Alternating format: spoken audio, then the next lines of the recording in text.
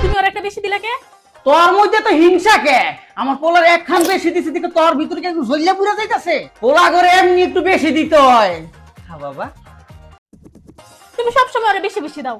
আরেকটা কথা কবি, একদম পুরো ব্রেন টিভি দিয়া ধরুম। চুপচাপ খাইয়া ওঠ, আমি কামে যাই।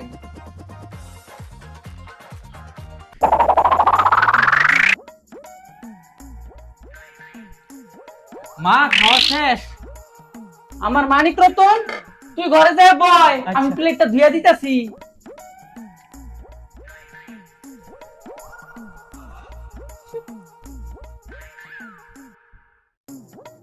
দাম রিড়াই খাইয়া ওদর বইরা প্লেটটা না দিয়ে গেছে, গাই ধরে খাইছি আমি খারা। তুই যে ডাইনোসরের মতো ডিপাইলি, প্লেটটা দিব কেডা? কে তোমার পোলা এত দই নাই, ওরা দিয়ে কিছু কইলা না? ডাইনোসরটা কইলো কি রে? আমার পোলার লাগে তুই তুলনা করস? তুই মাইয়া ওই পোলা, এইটা মনে রাখবি। কামাই করে ওই খাইবো, তুই না, বুঝছস?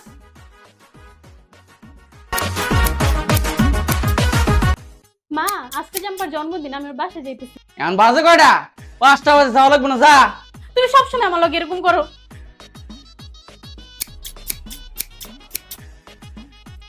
মা, আজকে আমার একটা পার্টি আছে, আস্তে আস্তে রাত 3টা-4টা বাজবে, ওকে? আচ্ছা বাবা, যা, সাবধানে যাইস, আর আইতে দেরি হইলে কোন একটা মাইয়ার বাসায় থাইকা যাইস, হ্যাঁ? আচ্ছা ঠিক আছে, ওকে। বাহ মা বাহ, নিজের সন্তানদের দুই চোখে দেখো। বললাম যে কইলো কি রে?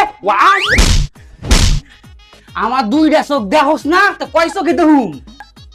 হ ভাবি, আমার পোলা কি বুঝে না আমার সারা, খালি মামা করে। ও আচ্ছা, তাইলে তো ভালোই। তাইলে ভাবি আমি একটু রাহি, কাজ আছে তো একটু নিচে যাইতে হইব, রাহি।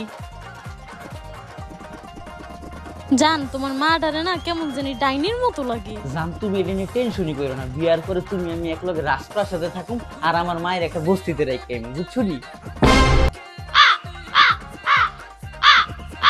মা, গোলামের পুত কইলো নাকি?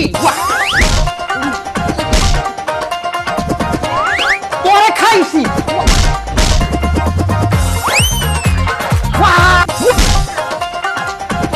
আমি যাই বস্তিতে থাকুম, সেই বস্তিতে তুই ভিক্ষা করবি, এই ব্যবস্থা করতাম।